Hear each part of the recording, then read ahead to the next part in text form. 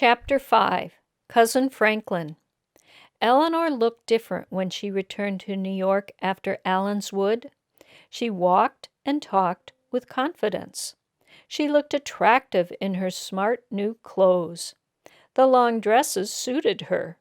But no matter how confident Eleanor looked or felt, there was one fear that terrorized her. Eleanor was turning 18 and would have to come out. Coming out meant that girls were presented to society. Eleanor's family was part of New York society. Her mother and aunts had all been debutantes. Debutantes were girls from rich families. When these girls turned 18, they had a coming out party. The parties were very formal. The girls wore ball gowns. The men wore jackets with tails. The purpose of the parties was for the girls to meet their future husbands. Eleanor's mother, Anna Hall, had been considered one of the most beautiful debutantes of the late 1800s. Her dance card was always filled. She had many admirers. Eleanor knew she could never live up to her mother's debut in society. The idea of dances, parties, and balls filled Eleanor with terror. Her Uncle Teddy was now President of the United States. His own daughter, Eleanor's beautiful cousin Alice, was also entering society. Eleanor truly felt like the ugly duckling now. She thought no one would ask her to dance, and everyone would notice her blank dance card. Her brother Hall was away at school.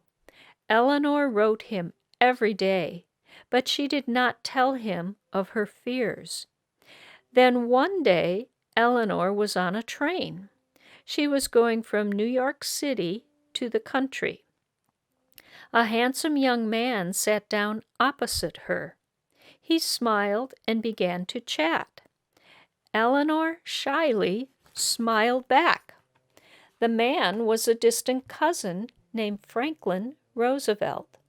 Eleanor listened as he told her about Harvard. The last time they had spent this much time together was when she was about 2 years old.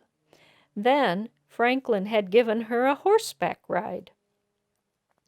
Over the next months, Eleanor found herself spending more and more time with Franklin. And though never as pretty or as witty as her mother or aunts, Eleanor did have dancing partners at the balls.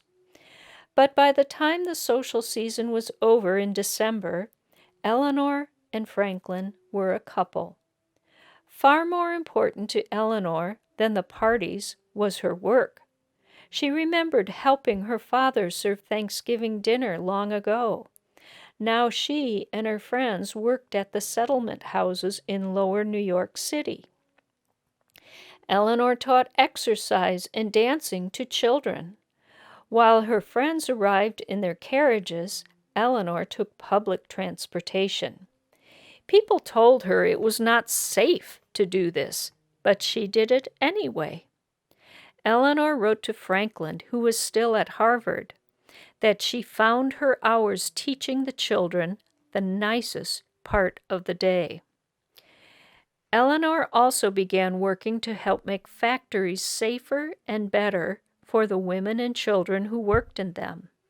At this time, factories were called sweatshops. Women and children worked up to 14 hours each day. They worked under dangerous conditions. Often, they were locked in the factories and were not let out until it was time to quit. Eleanor was horrified. She wanted women and children to have a better life. So she talked to politicians and wrote about what she saw. She made sure other people with power, were aware of the horrible working conditions. She urged leaders to pass laws to make factories safer and to shorten the workday. Eleanor was only 19 years old, but she was beginning to look at the world and see how she could make it better. Each night she wrote to Franklin of her life in New York City. She wrote about her dreams of making the world a better place. He waited eagerly at Harvard for her letters, but their romance was a secret. Franklin's mother did not want him to be serious about any young lady. Then, on November 22nd, 1903, Franklin proposed.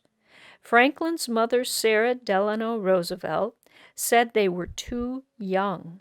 They were not ready to marry. So Franklin and Eleanor agreed to wait a year. They also promised not to tell anyone about their engagement. The year passed. Finally, the happy couple announced that they were going to be married.